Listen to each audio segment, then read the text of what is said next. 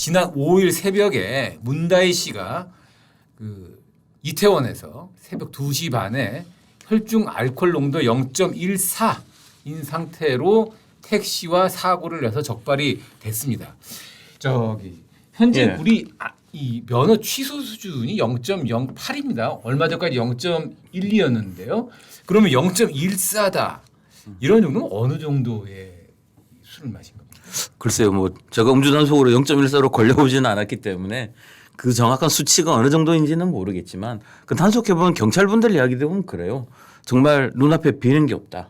왜냐하면 0.1만 돼 가지고 면허 정지 정도만 돼도 이게 똑바로 이렇게 걸어가 보라 그러면 똑바로 걷지를 못해요. 그렇죠. 저희 TV에서 많이 봤잖아요. 그렇지 않습니까? 그리고 이번에 문다희 씨도 걸는 이런 CCTV들이 보면은 갈짓자 그러면 보이고 있는데 아마 0.1보다 넘는 0.14면은 그는 글쎄요 어떤 위험이라든지 사물을 판단할 수 있는 그런 정도의 어떤 정신 상태는 아니었다고 봅니다.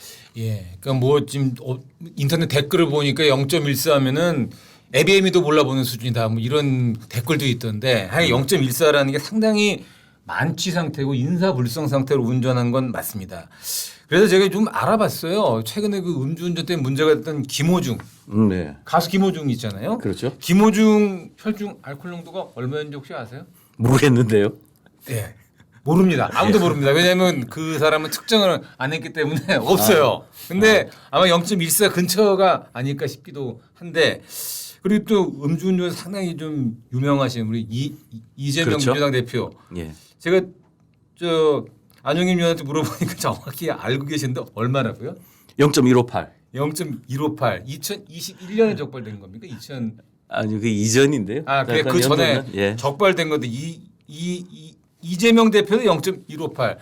이 하여간 0.1자가 넘어가면은 이거는 운전하면 안 되는 겁니다. 그런데 다행인지 불행인지 모르겠지만 문다희 씨는 운전 직후에 이태원에서 택시와 접촉 사고가 벌어져서 그 때문에 바로 현장에서 경찰한테 입건이 돼서 운전을 다른 사람이 하고 집에 갔습니다. 근데 이 상태에서 운전을 계속해서 60, 70, 80 밟고 집까지 갔었으면 아마 더 큰 사고 났을 가능성도 충분히 있습니다. 오히려 음주 상태라고 보면 이게 불행 중 다행입니다. 불행 중 다행입니다. 이게 이거는 어마어마한 경찰에게 사건이죠. 적발이 된 게 문다희 씨 개인에게나 아니면 이 문재인 대통령이 한 말이 있죠. 이건 살인행위다라고 얘기를 했는데 그나마 불행 중 다행인 겁니다. 그래서 이렇게 됐는데 이번에 이제 그 후속 뉴스가 계속 나와요. 보니까 이 차가 이 캐스퍼라는 차인데 이 차를 왜 문다희 씨가 모르게 됐느냐 또 다 사연이 있습니다.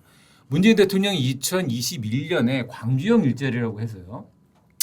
이제 어떻게 보면은 이 정규직 비정규직을 너무 양산하다 보니까 일반 정규직보다 월급을 좀 적게 주면서 이 대기업에 고용이 되는 이런 광주형 일자리라는 걸 하나 제안을 해서 성사가 됩니다. 여기서 만든 차가 바로 캐스퍼입니다. 그래서 캐스퍼를 홍보한다는 이유로 문 대통령이 이걸 첫 구매를 합니다. 그렇죠. 그거를 1호였죠. 예, 사서 본인이 갖고 있다가 지난 4월 달인가 딸한테 줘요. 이 차를.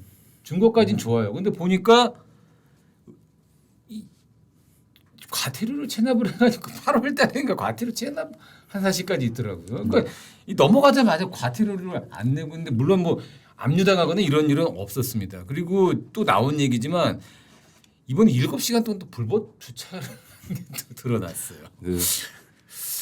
이게 여러 가지가 그게 있는데요. 일단 어쨌든 전직 대통령의 딸이니까 현재로는 공인이 아니라 사인일 겁니다. 그런데도 이 많은 분들이 문다희 씨 음주운전에 관심을 갖는 이유는 최근에 이분이 한 말 그리고 문 전 대통령이 한 말들 때문일 겁니다. 일단 음주운전은 살인이라고 하면서 음주운전에 대한 처벌을 굉장히 강화한 분이 문재인 전 대통령 아닙니까? 그게 1번이고요. 두 번째는 이 최근에 어떤 검찰 수사나 이런 것 때문에 문다희 씨는 자기를 어떤 부정의에 정의롭지 못한 어떤 것에 피해자인 것처럼 하는 발언을 많이 했고요.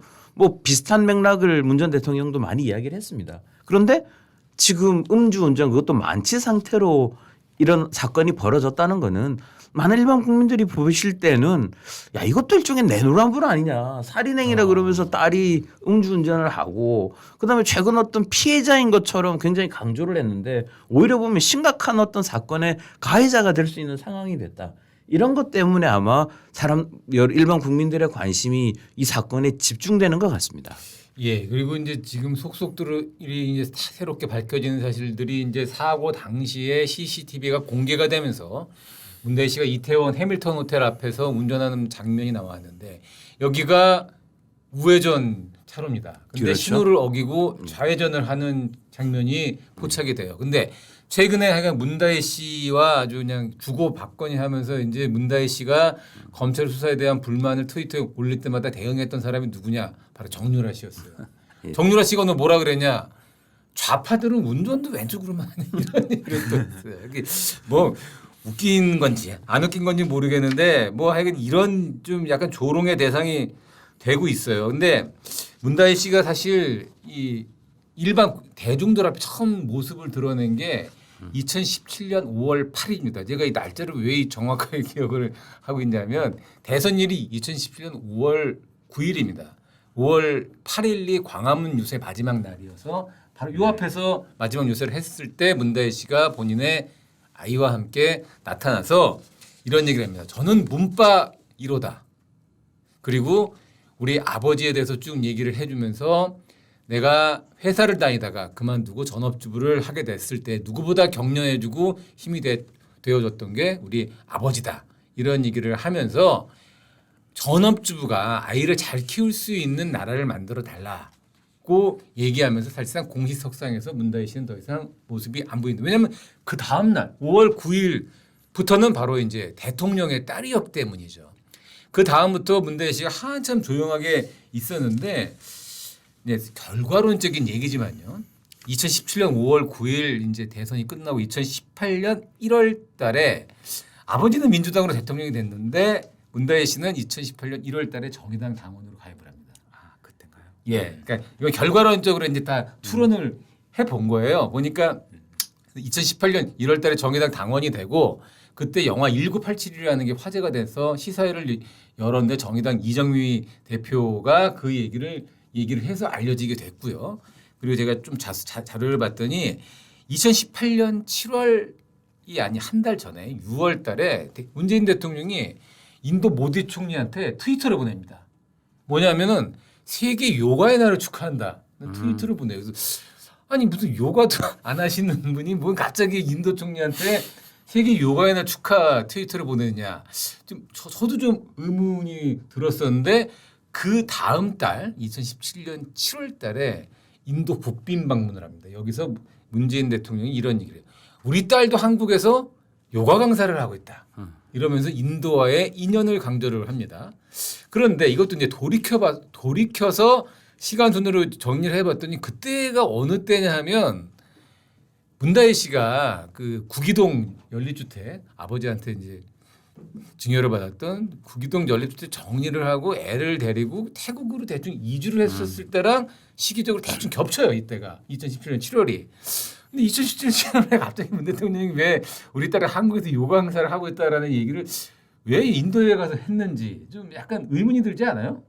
그리고 나서 몇 달 뒤에 그 김정은 여사 또 인도를 가서 지금 여러분들이 되게 타지말. 예, 화제가 되고 있는 타지말 방문을 합니다. 그래서 이게 인도 요가 트위터, 인도 방문, 그리고 김정은 여사의 그 다음 달에 인도 방문. 이게 무슨 연관이 있는 건지 잘 모르겠지만 뭔가 이때쯤 되면서 문다희 씨가 화제가 되기 시작해요. 화제가 되면서 결국 2020년 말쯤에 문다희 씨가 한국으로 돌아옵니다. 돌아오는데 그때 이미 청와대 주변에서는 어떤 얘기들이 있었냐면 문다희 씨가 애를 데리고 청와대 관저에서 살고 있다는 얘기가 참모들 사이에서 나옵니다.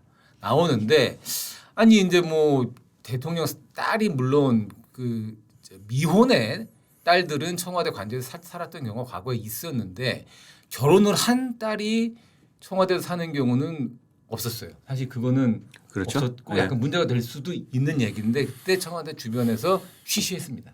그러면서 그때 그 가족이 헤어진 것 같다는 얘기가 좀 나오긴 나왔는데 뭐 그 사생활이니까 뭐 그냥 묻어두고 있었는데 지금 와 보니 이게 다 사실이었던 걸로 나와 있어요. 근데 사실 문재인 대통령이 말이죠. 예. 그 퇴임 이후에 잊혀진 사람으로 살고 싶다라는 얘기를 공언을 했었는데 책방도 내고 굿즈 사업도 하고 그러죠. 심지어 자서전도 내면서 뭐 이런 얘기인데 그 대부분이 딸과 관련 있다면서요? 그렇습니다. 그 주변에서 들리는 이야기는 그렇습니다. 서점을 열자고 한 것도 그렇고, 그다음에 이번에 그 문제가 되고 있는 것도 문 대통령의 그 자서전 책 도안을 한 걸로 디자인비라는 명목으로 출판사에서 건너간 돈이 2억 정도가 된다고 합니다. 근데 보통 책 도안을 했을 때 1급이 받아도 굉장히 인류가 받아도 한 500에서 1,000만 원 사이로 알려져 있는데요. 물론 뭐 다른 것들은 뭐 검찰 수사에서 나오겠지만 그 명목으로 2억을 받았다. 이것도 뭐 석연치 않고 여러 가지 말들을 낳고 있는 대목이죠.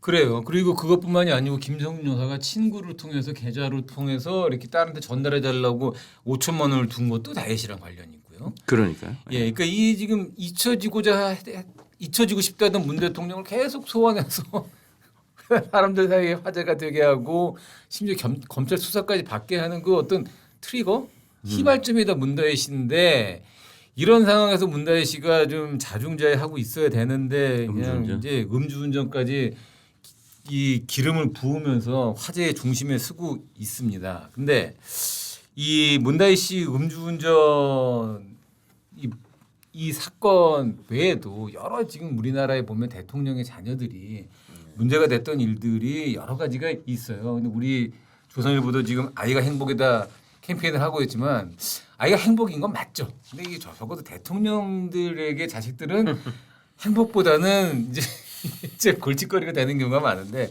과거에도 이런 일들이 좀 있었죠. 뭐 많이 알고 있지 않습니까? 그 YS 다음에 DJ 대통령은 딸이 아닌 아들분들이었죠. 예. 있었던 문제. 그다음에 뭐 외국 사례로 가면 어떤지는 또 우리 또 사회자님께서 말씀을 한번 해주시면 좋을 것 같아요. 예, 이거 저 이제 미국의 시어도 루즈벨트 대통령이라고 이제 이분이 있는데 이분이 총 그 아들 넷, 딸 둘이 있습니다. 그 중에 보니까 큰 딸이 한 명이 있는데 이 사람이 아주 사교계의 뭐 아주 유명한 인사였더라고요. 그러면서 뭐 당시가 이제 벌써 20세기 초반이기 때문에 상당히 보수적인 미국에서 뭐 연일 파티를 하고 뭐 아주 담배도 피고 바지를 입고 다니는 것 자체가 되게 논란이 됐었대요. 그러면서 막 이게 좀 문제가 됐었는데 이 시어더 루즈벨트 대통령이 나중에 이런 얘기를 하더라고요. 뭐냐면 내가 나라를 운영하는 것 그리고 딸을 보살피는 것 둘 중에 하나는 잘할 수 있다. 근데 이 둘은 다 못하겠다. 이런 얘기를 했더라고요. 이 정도로 참 이 딸 때문에 고생을 많이 했던 게 그 미국의 위대한 대통령인 시어더 루즈벨트 대통령입니다. 그런데 이 앨리스라는 이 딸이 최근에 한 3, 4년 전에 아마 보도가 됐을 거예요. 1905년에 한국을 방문합니다. 한국을 방문해서 그때 이제 세계 여행 중에 아마 한국을 방문을 했는데 이때가 을사늑약 체결 한 달 전인가 2달 전이에요. 그래서 고종 황제가 이 미국의 앨리스라는 미국 왕의 공주를 데리고 홍릉이라는 곳을 갑니다. 거기가 바로 민비 명성황후의 무덤 있는 곳인데 여기에 가서 일본이 이런 나쁜 짓을 했다라는 걸 얘기를 하고 싶어 데려가요. 근데 이 앨리스라는 사람이 승마가 취미인데 거기서 코끼리 모양의 석상이 있습니다. 거기에 올라탑니다. 이 무덤 주변에 있는 석상이라는 건 되게 신성한 어떤 물건인데 그걸 여기에 탄 다음에 같이 사진을 찍어달라 그래요. 사진까지 찍습니다. 그래서 그 사진이 지금 남아 있죠? 남아 있습니다. 예, 사진이 남아 있고 그때 한국에 와 있던 독일 요리사가 이런 얘기를 해요. 그의 망나니 짓을 보고 내 온몸이 마비되는 것 같았다. 이런 얘기까지 하더라고요. 그럴 정도로 아마 한국에 하는 외국인조차 깜짝 놀랄 행위를 했는데 결국 이분이 언제 돌아가시냐? 1986, 96세에 돌아가십니다.